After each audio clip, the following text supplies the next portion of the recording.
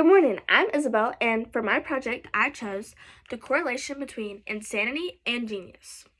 And I chose this topic because I really started to think about how even not only old time scholars, but even present day people that are prevalent in society. Like I started thinking about how they created so many important things that we use, and they're such great intelligent people, but they also face mental illness. And I just started to think about each person. I feel like there's a lot of material about how people who are prodigies within a certain area become mentally ill throughout their life. And I just felt like that was weird, because why do intelligent people experience more mental illness than, let's say, everyday people like me or you? Because they have all the answers, whereas we don't, because we're not as we're not as geared towards that subject as they are.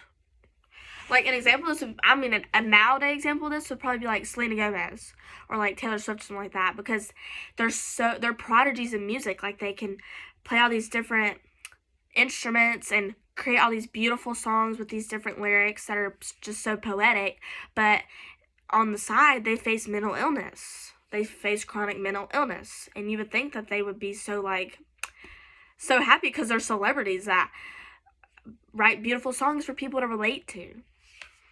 Anyways, so that's just a now example, and then I have some better examples later in the slide. We're only on the title page. So correlation between genius and insanity. So you might be thinking to yourself, okay, genius and insanity, well, what does it mean to be clinically insane? To be clinically insane means to hold on, let me scoot. Being clinically insane is when a person is so out of touch with reality that they truly don't know what's going on around them. So this is like when a person makes impulsive decisions, can't carry out daily activities by themselves, like an everyday normal person would do. Like someone who's clinically insane couldn't go to the grocery store by themselves. They can't take a shower at home by themselves. They need care. They need someone to, make sure they're in the right headspace, stuff like that. Another way to classify clinical insanity would be to say that it's someone that they're out of touch with reality, obviously, so they're going to create a scenario in their head that they think is happening when something else is happening, way far away from what they're thinking, even though they truly believe, in their brain and their heart, that what they think is happening is happening. An example of this that I personally always like to talk about is, it's a movie called A Beautiful Mind, and it's about this, I'm pretty sure it's a true story. I might have to fact check me on that, but I think it's a good example, so I'm going to use it. It's called A Beautiful Mind, and it's about this math scholar, and he was so intelligent, and he solved math problems that were unsolvable, but he was actually schizophrenic, and he believed that the government was coming after him, and he needed to use math to save himself or whatever, but really that was not happening. He was out of touch with reality. That's an example of someone that's clinically insane, I guess. Next slide. So we know what it means to be clinically insane, but what does it mean to be a genius?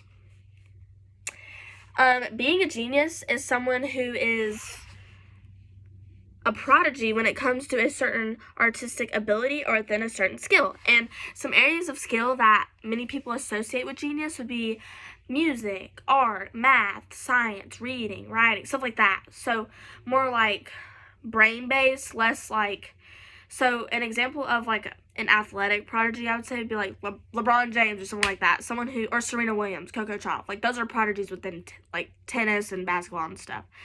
But people mostly associate a prodigy with someone who is, or a genius with someone that is intellectually smart, instead of having a natural physical ability to do something. So that's what that means, to be a genius and to be clinically insane. So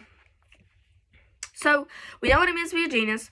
We know what it means to be clinically insane. So how do these correlate? What are some examples of people that kind of solidify the fact that the two go hand in hand and they kind of cause one or the other to happen. So here are some examples of scholars with mental illness. So this is Sigmund, oh no. This is Sigmund Freud right here. This is Ernest Hemingway. This is Vincent van Gogh. And then this is Isaac Newton. And Sigmund Freud, hold on, I'm going to get right here so I can, actually, we're going to go horizontal, y'all. We're going horizontal. Okay, this, wait, I'm going to back up. Sorry. Okay, so Ernest Hemingway, he wrote many famous works within, like, America's literature, and was diagnosed with severe depression and paranoid delusions. So we can already see someone very intelligent, someone that can read and write, is facing mental illness, even though he's a prodigy within English, and you would think that he would have all the answers or be less paranoid and less anxious because he understands things more, rather than like saying me or you, because we don't understand everything, so you'd think we have more anxiety about what's happening around us. Sigmund Freud is right here. He's in the middle, and he's actually the founder of psychoanalysis theory, and he was diagnosed with anxiety. But you would think, as a founder of something within psychology, so he's a prodigy within psychology, so he understands how the brain works, what it's feeling, stuff like that, like why he might be thinking a certain way, like he could read me or you, I guess. And he was facing with anxiety, but he was a prodigy. So there's a correlation right there, too, as a genius that faced a mental illness, clinical insanity.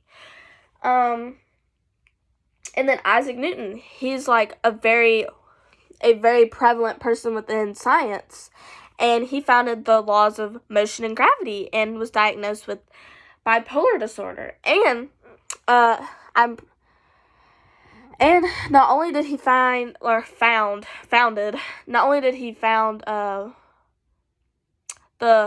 laws of gravity and motion, but he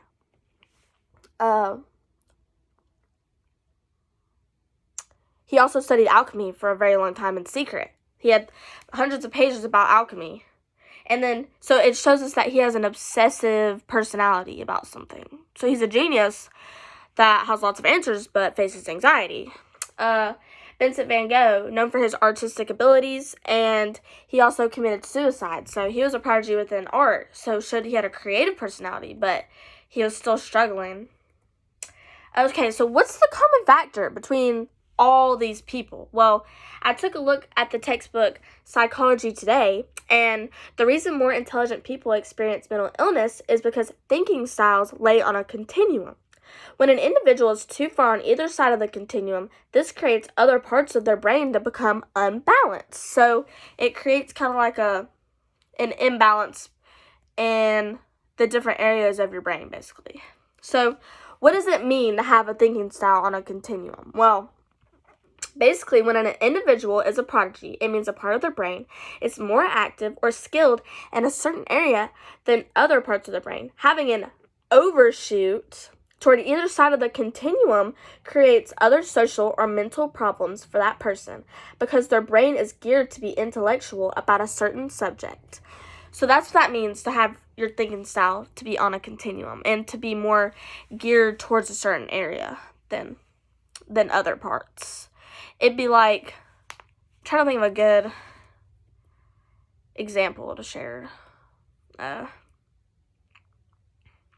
It's like, it's like on a plate, you have lots of different foods, but imagine you gave me like meat, broccoli, potatoes, and carrots, but I only ate the carrots. That was the only thing I liked, was eating the carrots. Those other parts of my brain, it's going to imbalance my brain because I'm only eating carrots. I'm not getting all the nutrients everywhere else. My brain's only using one part of my brain. So that creates an imbalance, which later leads to mental illness.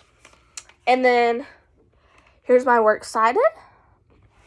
And that's my presentation. Thank you for listening. That's why I think genius correlates to mental insanity. Thank you. Bye.